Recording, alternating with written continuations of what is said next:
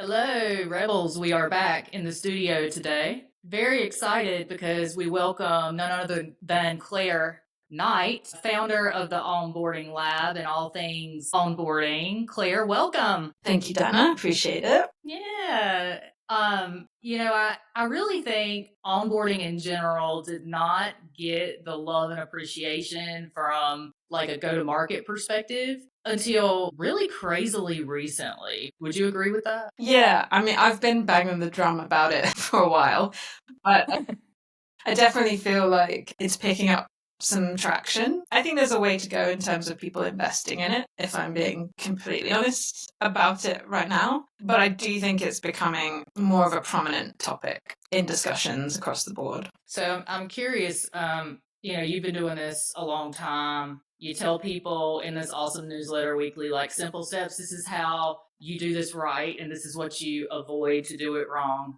How do you misstep with onboarding? Like, what have you seen? In terms of people getting it wrong, it varies a lot depending on the size of the company, the industry they're in, and how their onboarding is structured.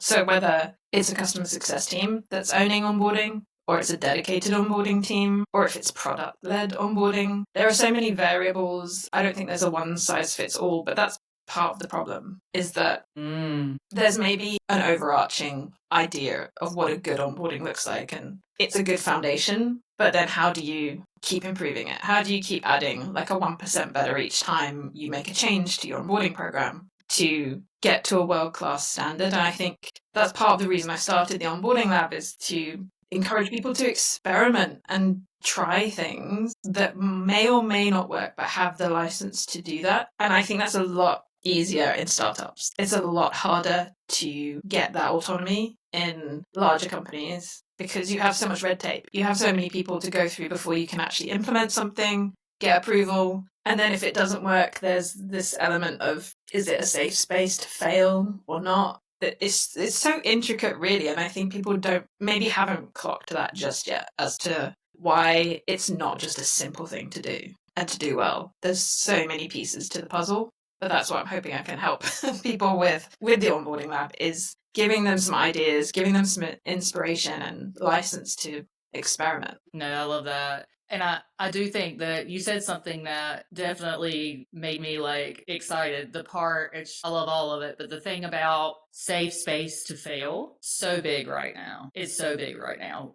If you're in success, sales, marketing, onboarding, services, I feel like that cultivating that culture in people to know, hey, it's okay to learn as we go. You're not going to be part of the next layoff, right? Because let's get real, everyone has that in their mind. And I think it's hard, right? It's hard to do our best work in that kind of environment. I think collaboration is a lot, and figuring out how to do that, and even people that have been leading teams, scalable teams for, 12, 15, 20, 25 years, we're still learning how to do this. And so I know you got ideas on how to help. So was just curious, like, what would you advise from a, way to go and collaborate across the table when you're looking to build and experiment inside of A broad topic, but just to kind of like go back to that safe space thing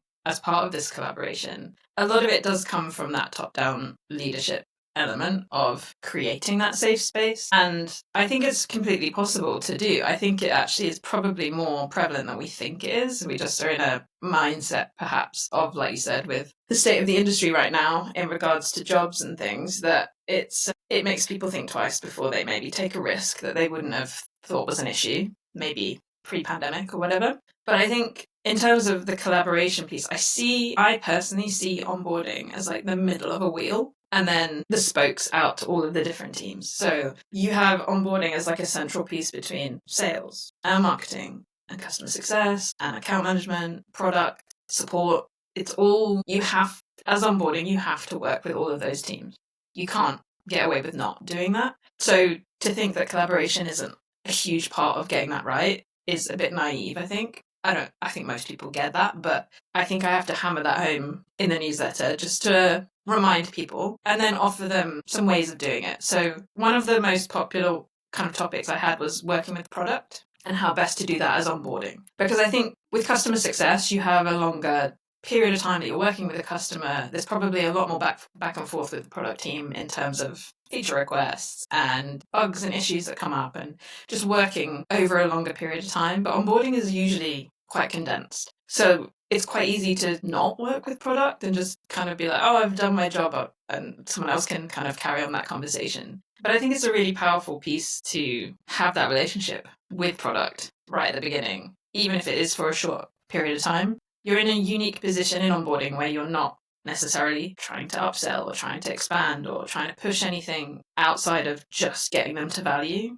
And so my experience working with product teams has been they love that because they're not feeling the pressure from you of saying, you need to create this feature because I need to sell it. That doesn't really exist in onboarding. It's more about the value. And I think, have you heard of groupthink? Yeah, let's talk groupthink. Yeah. So, for anyone that doesn't know, it was like a term coined in the 70s by a social psychologist around this idea that even really intelligent people who have their own mind and opinions in a group setting can be swayed to just agree with the consensus in whatever that is. And I think that's something that happens a lot in SaaS. Maybe it comes back to that safe space. I don't know, where people feel if the majority of people are saying this one thing, but I actually disagree, do I speak up? Should I speak up? I don't know, maybe I'll just agree. And I think it's so telling when those things aren't in place, because if you have groupthink, your SaaS product becomes something that maybe isn't the best it could be. And a good example of this that I have talked about in the newsletter is Pixar movies. So they used actively rejected groupthink by creating something called a brain trust, which is their kind of version of a collaborative meeting where they bring in directors and animators and writers, and they'd have them all in a meeting, and they would basically watch a cut of a movie. The whole premise of that brain trust was super clear from the beginning that it was about being critical and it was about speaking up. There was no space for groupthink in that meeting because they'd created the safe space to be able to do that. And the ultimate goal was to make it the best movie it could possibly be. And I just think we just can take that idea, put it into SaaS. You want to make the product the best product it can be. So you have a meeting where you bring in product teams, sales teams, onboarding teams, support teams, whatever. You have that mix of opinion and you have a regular meeting, call it a brain trust or whatever you want to call it. But the idea is that people are able to have that collaborative, opinion-based critique of a product that you're ultimately trying to make the best it can be, which benefits everyone in the company. So that would be my kind of take on working with product. And I think that's why with the newsletter, I take inspiration from all these different places and be like, well, I think I could work in SaaS. Why wouldn't it work? It's the same kind of principle. Yeah. So first of all, I'm over here adjusting myself in my chair, lighting up like a Christmas tree, because what you just said about not kind of giving in to that whole group think mentality, kicking the tires, everything that you put into great practicality inside of your newsletter, obviously that speaks near and dear to my rebellion heart. Because if I think about what you just said, if we did that in 5 Series C companies, we'll say Series CX, and then let them do that. They're collaborating, because most of the time when we're collaborating, we're not saying the hard stuff, because it can be a varied reasons. But let's be honest, there are a lot of reasons, just like what you said, the group think, the fear, maybe the culture's just getting started, trying to align culture, all the things, many different things. And you've seen this yourself, just like I have, whether it's been in a gig as a leader, exec, or then also consulting, whatever it may be, in past life for me. But honestly, it's just that putting people in a space and saying, hey, speak up, you're safe, and let's take some really good ideas and just focus on making some really good things happen. I can't. So you get a lot of your inspiration for your newsletter, you said, from just everyday life. That's cool. Tell us. Yeah, I'm very interested in, just personally, very interested in psychology and sociology, and I find that fascinating. And so, yeah, I do look for elements of that, but I also try and make it really relatable. So It would be very easy for me to just do a lot of content around this is how to do a kickoff call. But it's quite easy to find that information. So I'm trying to kind of help people think outside the box when it comes to a lot of these onboarding related tasks. And so, yeah, it comes from everywhere. But I do find the psychology side of things interesting. And I've actually seen a big uptake in the interest around soft skills, which really plays into that. And it's specifically in onboarding and customer success. I think this is a bit of a tangent, but I am definitely seeing in a lot of, you see every job ad around onboarding or customer success, and they will always have a list of must haves, which is soft skills like communication and conflict resolution, and the list goes on. And it's kind of an expectation that everyone just knows how to do that effectively. But when you think about it, you're not really taught that. You learn on the job, but you're not really like effectively taught those pieces of the puzzle. You learn how the product works as you go. You learn the processes as you go. But unless your manager has a lot of time, which often they don't, they're not there teaching you those other skills, which are based on psychology. So I think I try and weave a lot of that into the practical how to do a health score or whatever it is, and just add in some extra levels of this is how you actually get to the root cause of what a customer is saying, and that's going to help you develop a better onboarding program as a result of it. Yeah, that's powerful because it makes me go like, as a leader, you go up stack and the psychological dynamics around how to, I know everyone is always, anyone that it's like, hey, you got to figure out how to politic. Make sure you politic this way, and there's great books about it. We've, I'm sure you've read them, I always forget exactly how many laws of power is in that book. Anyway, there's a, it's a good book, right? And some practical advice there. And psychology is actually interesting that you're into that, because I will say probably one of the most favorite things I've ever read about ever was learning, believe it or not, my first college class about B.F. Skinner and the pigeons. And something about that, I was like, this guy made these pigeons dance? Like, are you serious? Is this a thing? And then, I'm realizing just how that sort of thinking theory has evolved over time and what we're learning every day about together. It's just, anyway, I nerd out on it. I think it's really cool stuff. Yeah, me too. Yeah. Yeah. And I mean, honestly, people need that, because I think there's this push in SaaS to do more with less. It's pressure from investors, board. You've seen it, right? And you're funded, whether you bootstrap or not, you're funded, we're all accountable to somebody. And if you're a leader, I think you're most accountable to your team.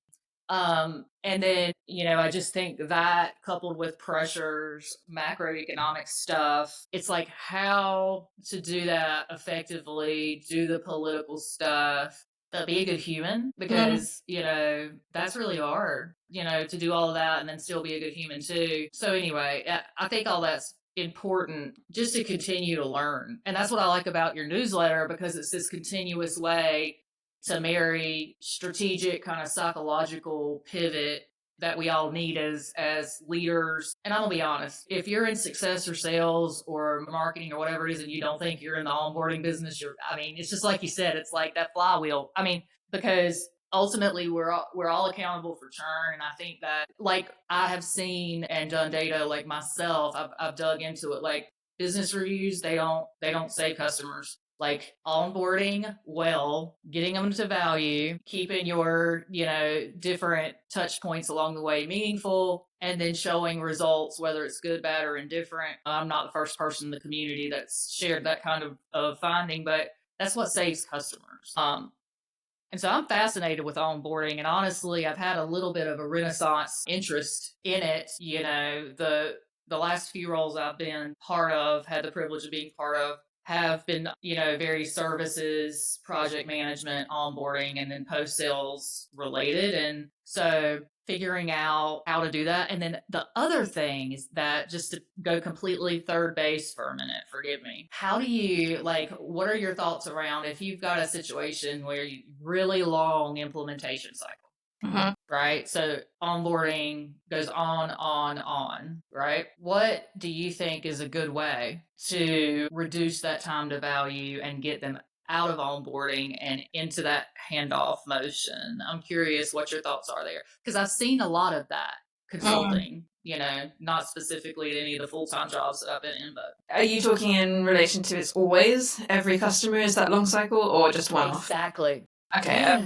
Yeah. So I think there's a few things that if it was me coming into it, like as a consultant, what I would look at would be, have we effectively managed, poor choice of words, but managed change management? Especially if it's a complex product. I'm assuming if it's going to take a long time to onboard, then it's probably more complex than simple. Exactly. And probably needs some technical integration. Maybe there's multiple stakeholders. It's probably a larger project. And I think one of the things we get wrong is change management, because I think we have an assumption that the customer already has that under control, already has great communication across their industry, like their company. It's soft skills again, but just from like the customer side. And so I think it's one of those skills that you have to have in onboarding, but it's an awkward one if you don't know how to do it. If you're a lone onboarding manager and you're trying to figure out how to do change management, and it's not a documented process that you've worked on as a team in a brain trust or something, it's very difficult to know where to start and how to handle it. But I often think that starts preset, like just probably at the end of the sales cycle. I don't think you should bring onboarding in to help sell, because it can get complicated and confusing. But I think it's powerful to bring in, and this is another thing with collaborating with sales, I think it's powerful to bring in an onboarding representative at the end of sales to help with that transition, so that it's not like a cold straight in at a kickoff call where a customer's like probably has different expectations because of what's been talked about. They're not prepared on their side. They haven't got all of the stakeholders ready. We often hear constantly that someone who is the end user comes onto a kickoff call and goes, I have no idea what this is. Like, I don't know why I'm here. Like, I just got told by my manager we're using this tool now. That's such a common thing that happens. So you're already on the back foot in onboarding if that's where you're starting. So I think trying to tackle change management, and I did cover this recently in a newsletter, but trying to tackle that earlier on in the cycle as a collaborative thing with sales is like step number one, because I think that will automatically help to kind of reduce that onboarding period. But then beyond that, it becomes how's the relationship with the individual users? Have you got champions? Setting up that technical piece. Have you figured out that relationship between, like, I talk about the 5 whys all the time. People are probably really sick of it, but I think it's such a powerful tool to actually get to the root cause of why it's taking so long, or just any question.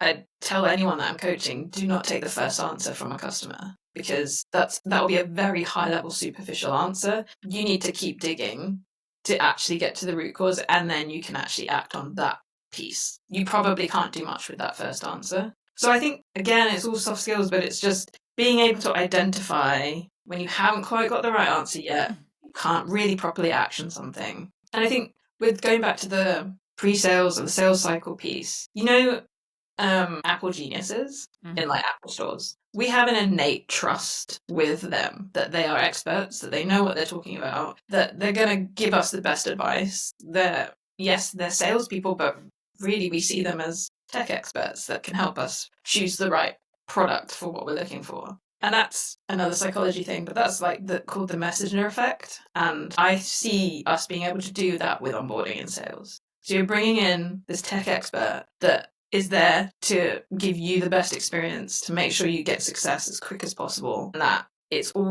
everything we're doing in onboarding is a partnership to help a customer realize the value and realize why they purchased the product in the first place. So kind of bringing in, and even more powerful, if you have a relationship with sales where they can bring you in and big you up as like the expert, the person that's going to help you manage all of this, like, this is the best person you could possibly work with. They've worked with everyone in your industry. It's going to be amazing. Like, before you've even done a kickoff call, you're already on like a really good path with the customer. Mm-hmm. I think I went on a bit of a tangent there, but I think you're setting people up for your client has great trajectory, and you're setting up that cultural collaboration across sales onboarding in this really cool organic way. And I've never even thought about how much I trust those Apple geniuses, and somewhat now I'm wondering, should I? No, exactly. That's the thing. That's everything. Yeah. Okay. So I have to know because you keep talking about value, and I love how prescriptive things are in your newsletter. How do we do that? Like, when you're coming into like, when do we start, in your opinion, thinking about like the whole journey? Uh, when do we start talking about value ideally, and how do you like to measure that? I know it depends on products and all the complications and things that you so astutely and rightly called out in this conversation, but I just want to know a little bit, if you'll share with us about how you think about, time to value, full value, is all that necessary? How do we do that? What are your thoughts? I think my viewpoint on this is that, well, a couple of things. One is we get very stuck on a metric. We get very stuck on the time to value metric, and we make it a very easy metric. It's usually they did this one thing, or they collected this much data, or whatever it is your product does. It's like, yep, they did that, they've got value. And it's very easy to get sucked into that as being the be all and end all. Mm-hmm. I can probably guarantee that a lot of those customers that you think, if you just do that, will churn or will not be your best customers, even though on paper they've ticked that box and you're like, no, they got value in onboarding, so they're good. So I think it's a piece of the puzzle. I just think people shouldn't get too stuck on that being the only thing that they're kind of measuring it on. And then I think the other side of it is you have different stakeholders, and you really have to remember, for the most part, the person, especially in B2B, which is what I kind of focus on, your buyer is often completely different to the users. So value is completely different. And if you aren't differentiating that and being really aware of that from day one, from pre-sales, whatever, then you're probably going to go down the wrong path and make some assumptions that certain things mean value to them. For an end user, it's going to be more product based, it's going to be more kind of transactional based. And for a stakeholder that is the purchaser or whoever has the stake that's not using it, they are going to want results in terms of revenue or saving time, saving money, whatever it is your solution does. And so breaking that down is super important. I think it's very easy as well to make assumptions about the sales handover and the information that you're given in that's completely true or that it's in depth enough. And so I feel like a big part of onboarding is a consultative approach of, I know you said this in the sales cycle, but I just want to dig a bit deeper into that. Why is that something that you're trying to solve? And then they give you an answer and you dig deeper. And then you start to kind of go, okay, now I see what you actually want. You don't actually want to make this much revenue. It's you need to do this by a certain time and you need to make sure that the company's on board because you've got this and the other. I don't know, make it up. But I think it's much more complex and much more involved a piece of onboarding than I think it gets credit for. A lot of people just see it as a metric. And if you're not able to really define what value means to a customer and then the different stakeholders, you're on the back foot. And it's really hard to guarantee that what you're delivering, even though you think it's value, is actually going to make them sticky with the product. I like it. I like it because I love that. So the whole customer, just the fact that it's all customer, what the customer, their perception is. Their perception is reality. Got to wax some Immanuel Kant in here since we got some psychology. Let's bring in some philosophy. It's just amazing because I think people, like you said, I think it's very interesting. I think there are people that have whole companies that get product fit wrong entirely because of what you just said. Because we're making assumptions about what people need instead of just asking the questions or funneling that back to products. And whether it's in onboarding from where you specialize from an expertise lens, and then like we go into the post-sales world onboarding, and then it's the handoff from onboarding, and then what happens to the customer. Anyway, it's very fascinating. So to add on that, just one final piece, Yeah. that the customer often doesn't know what value. Oh my gosh, you're so right. And so Yes. it's half of the exercise is getting them to realize what value is. But before you even have a plan of how to get there, they need that kind of that digging approach to work with you in partnership with you for them to go, actually, yeah, I think what we really need is this. And then you're like, okay, we can do that. We can make that happen. Yeah, no, that's awesome. And then I also think like in the world where there's like this like sales into SE like relationship from the selling side, and that goes into onboarding, and then that goes into like the actual handoff to success. it's interesting when you talk about like value outcome, because I think as you go down, like after they come out of onboarding and use the product, the releases, the evolution of the product, like we can go back into the CSP and check the box on the outcomes or value, whatever that looks like, but they change because if we're doing it right in onboarding, like you just said, you're consulting, leading that person to water, you're being that Apple genius. Uh-huh. And then the same thing is happening after they get done with you because they've been onboarded, they're happy, they're gonna stay. And then we bring in, I'm gonna affectionately call them the Apple Genius Twos, the CS team, and they're the people that like, continue that sort of relationship and being able to figure out with the customer and tell the story of what that value driven outcome looks like to whichever stakeholder it is and what they find that is important to them based on it, which I also really loved about what you said. Now, couple things about this conversation. The first thing is it's actually the longest episode that we've ever done because I'm having so much fun. The good news though, it's bad news for me and you because I'm having fun. I think you're having fun.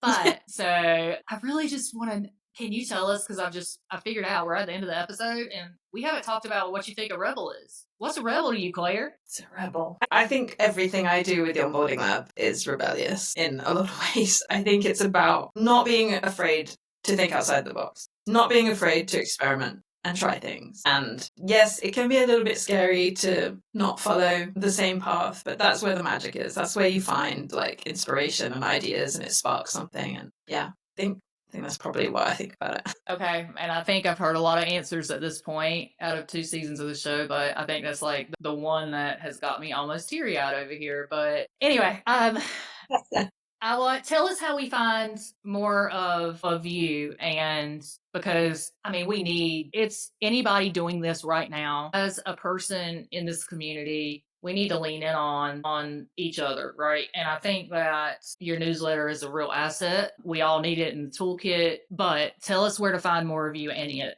Yes, so the newsletter is the onboardinglab.com, which you can go. It's free. It goes out every Thursday. And yeah, I just want more and more people to be thinking about onboarding. So I'm hoping that the more people that I get subscribe to that, the bigger the community can get. I help as well as best I can to promote people that are searching for opportunities at the moment in onboarding, as well as like the job roles and things. So try and, build some of that value into it as well. And other than that, people can find me on LinkedIn. I try and post some useful things that are kind of obviously related to the newsletter, but educational as well, and help spark some ideas on LinkedIn. So you can find me on there, Clare Knight. But yeah, I'm excited to see what comes for the rest of the year for it. I think there's a few different opportunities. So yeah, no, I think, and you'll probably, as you build, as you continue to build that community, like you said, it'll be interesting to see where that path goes, right?